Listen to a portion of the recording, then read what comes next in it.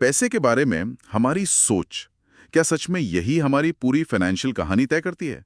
आज हम इसी बड़े सवाल से जुड़ी एक एक बहुत ही मशहूर किताब की कुछ आइडियाज पर बात करेंगे। हमारा सोर्स है रॉबर्ट कियोसाकी की world wide bestseller rich dad poor dad. Kiyosaki इसमें अपने दो पिताओं की कहानी बताते हैं। एक उनके पढ़े लिखे गरीब पिता और दूसरे स्कूल ड्रॉप आउट लेकिन बिजनेस में कमाल के सफल अमीर पिता। कमाल की बात यह है कि दोनों ही अपने अपने फील्ड में कामयाब थे, पर पैसे को देखने का नजरिया बिल्कुल अलग, जमीन आसमान का फर्क।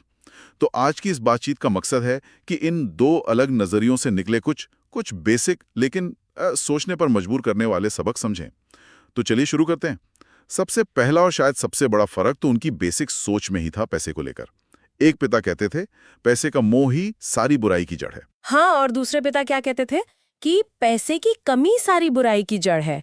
यहीं से मतलब कॉन्ट्रास्ट शुरू हो जाता है। बिल्कुल, यही सोच का फर्क लेखक को बचपन से ही अलग तरह से सोचने पर मजबूर करता है ना? जी हाँ, गरीब पिता की सलाह तो वही थी जो हम अक्सर सुनते हैं, खूब पढ़ो, अच्छे ग्रेड्स लाओ ताकि तुम्हें किसी अच्छी बड़ी कंपनी में सेफ नौकरी मिल जाए। हाँ हाँ, मतलब एक सुरक्षित भविष्य वाली सोच। बिल्कुल। वहीं अमीर पिता की सलाह थी, पढ़ाई जरूरी है, पर इसलिए नहीं कि नौकरी मिले, बल्कि ये समझने के लिए कि पैसा काम कैसे करता है। ताकि पैसा तुम्हारे लिए काम करे। एग्जैक्टली, ताकि तुम पैसे से अपने लिए काम करवा सको, न कि सारी जिंदगी तुम पैसे के लिए काम करते रहो। इसी से जुड़ा अमीर पिता का वो पहला सबक था कि अमीर लोग पैसे के लिए काम नहीं करते। मुझे याद है किताब में उन्होंने लेखक और उनके दोस्त को पहले तो बहुत ही कम पैसे दिए, शायद 10 सेंट प्रति घंटा। हाँ, बहुत कम। और फिर तो वो भी बंद कर दिए, कहा कि अब मुफ्त में काम करना होगा। ये सुनने में थोड़ा अजीब नहीं लगता कि मुफ्त में काम? हाँ, पहली बार सुनने में जरूर अजीब लगता है, लेकिन उनका मकसद था उन्हें उस चूहा दौड़ से बाहर निकालना। मतलब वो जो रैट रेस होती है ना। हाँ हाँ, सैलरी आई, बिल भरे, फिर अगली सैलरी का इंतजार, वो साइकिल। बिल्कुल वही। तो जब पैसे मिलने बंद हुए, तो वो बच्चे शिकायत करने के बजाय सोचने लगे कि पैसा कमाया कैसे जाए। और तभी उन्हें वो बेकार पड़ी कॉमिक्स दिखी। अच्छा, तो उन्होंने उसमें एक मौका देखा। हाँ, उन्होंने एक जरूरत पहचानी और एक सिस्टम बना दिया।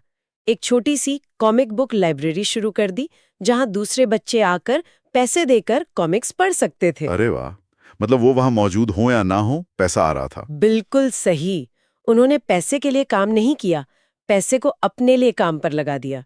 और यहीं से अमीर पिता का वो दूसरा बड़ा सबक सामने आता है। वो एसेट और लायबिलिटी वाला, संपत्ति और देनदारी। जी हाँ, ये बहुत फेमस है, पर लोग अक्सर कंफ्यूज हो जाते हैं इसमें। हाँ, जैसे अपना घर, सब मानते हैं कि ये सबसे बड़ा एसेट है, पर इस किताब में तो कुछ और ही कहा गया है ना? हाँ, और यही अमीर पिता की डेफिनेशन काम आती है।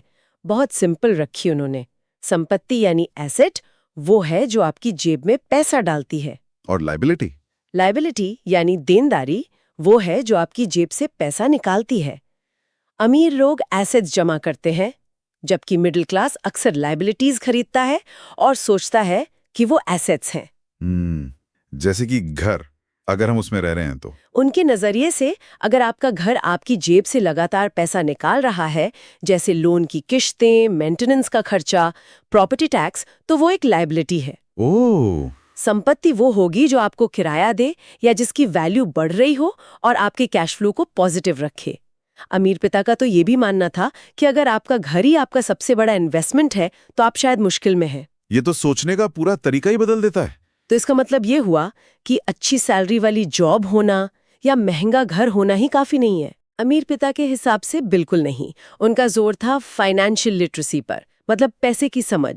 फाइनेंशियल लिटरेसी यानी पैसे को मैनेज कैसे करना है, इन्वेस्ट कैसे करना है, टैक्स कैसे काम करते हैं, अकाउंटिंग की बेसिक बातें, ये सब। स्कूल हमें जॉब करना सिखाते हैं, पैसा संभालना नहीं सिखाते। ये बात तो है। पैसा तो आता जाता रहता है, पर अगर आपको पैसे की समझ है तो आप उसे कंट्रोल कर सकते हैं, वेल्थ बना सकते हैं। और वो माइंडसेट वाली बात भी तो कमाल की थी कि मैं इसे खरीद नहीं सकता, ये कहने के बजाय। हाँ, अमीर पिता कहते थे ये नहीं कहना, सवाल पूछना है, मैं इसे कैसे खरीद सकता हूँ। इससे क्या होता है? पहला वाक्य तो आपके दिमाग पर ताला लगा देता है, बात खत्म।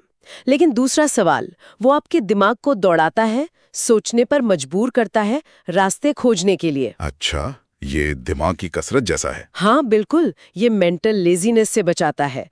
और इसी तरह वो डर और लालच वाली भावनाएं हैं ना, हाँ, डर के नौकरी चली गई तो, और लालच के और पैसा चाहिए। अमीर पिता सिखाते हैं कि इन भावनाओं को समझो, इन्हें अपने ऊपर हावी मत होने दो, बल्कि इन्हें समझकर अपने फायदे के लिए इस्तेमाल करो। डर लोगों को सेफ जॉब्स में बांधे रखता है। जबकि मौके शायद बाहर हों। बिल्कुल, उन मौकों को देखने के लिए डर से आगे बढ़ना पड़ता है। फाइनेंशियल समझ आपको वो हिम्मत देती है। तो अगर हम इस पूरी बातचीत को समेटें तो सार क्या निकलता है? ऐसा लग रहा है कि सिर्फ मेहनत करना ही काफी नहीं है, बल्कि पैसे को लेकर हमारी सोच, हमारी समझ, ये ज्यादा जरूरी है। आपने बिल्कुल सही पकड़ा। फाइनेंशियल इंडिपेंडेंस सिर्फ कमाने से नहीं आती, वो फाइनेंशियल इंटेलिजेंस से आती है।